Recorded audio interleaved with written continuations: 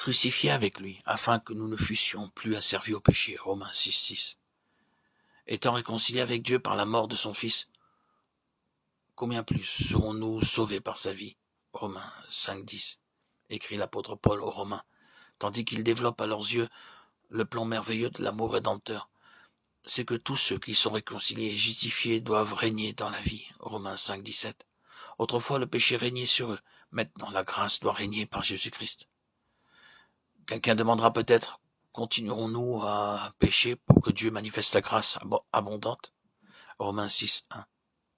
Certes non, proteste énergiquement l'apôtre. La mort de Christ, ce pardon consenti, cette grâce abondante donnée gratuitement ne saurait en aucune façon s'allier au péché. Il est vrai que Dieu fait grâce aux pécheurs à cause de Christ, mais en Jésus nous sommes morts au péché. Comment donc y vivrions-nous encore? Romains 6:2.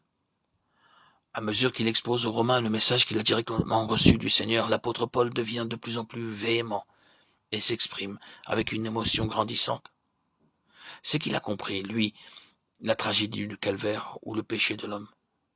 Bien plus sûrement que les soldats romains dressa la croix d'infamie. Il a compris toute l'étendue de la chute, toute la laideur du péché, de ce péché qui entraîna la mort ignominieuse du saint et du juste. Quoi, s'écrie-t-il, sous le coup d'une poignante émotion à la seule idée qu'une telle chose soit possible? Quoi, nous continuerions à pécher lorsque Christ est mort? Et de quelle mort? Pour nous soustraire à l'esclavage du péché? Non, certes, le péché a abondé, mais la grâce surabonde et peut briser les chaînes du pécheur.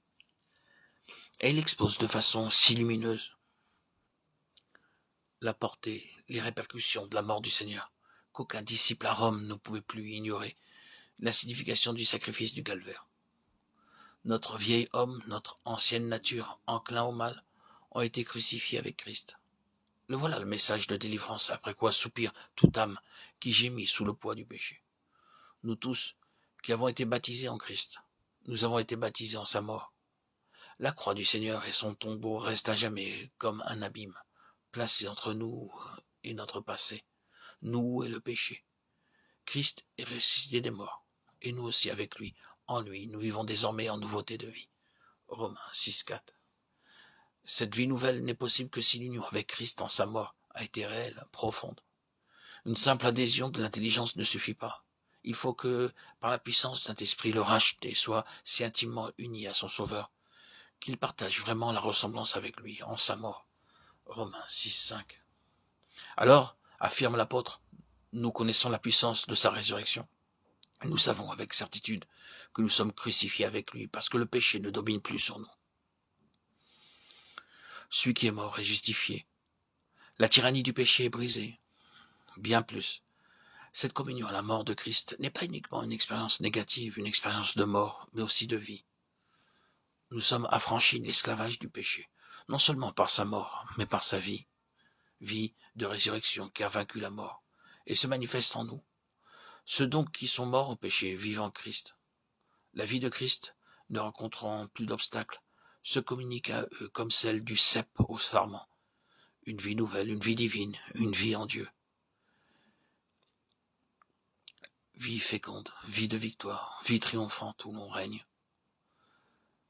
Voilà l'aboutissement, les résultats ultimes du calvaire. Car si Christ est mort, il est mort pour le péché.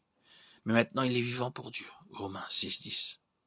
Vous donc aussi considérez que vous êtes mort au péché, refusez qu'il domine sur vous d'aucune manière, et vivez pour Dieu en Jésus-Christ. Demeurant en Christ qui est notre vie, nous devons régner dans la vie par lui, notre Seigneur.